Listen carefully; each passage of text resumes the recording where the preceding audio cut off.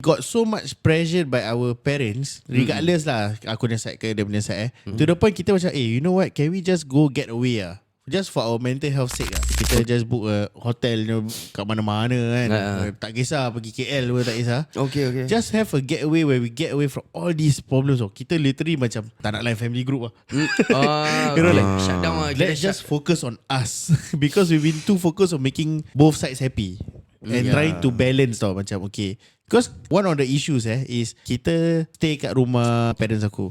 Nanti kat sana pula merajuk, korang lama sangat kat sana, korang tak datang sini ke? Wow. You know? Nanti bila kita pergi sana, sini pula, korang kat sana kat sini lupa ke? So it's very hard to balance sampai kita dah ada rumah lah. Korang dua-dua datang rumah kita. Gitu. Wow. Berani duk dia. Berani duk dia. Gua beli beras, gua masak. Gitu.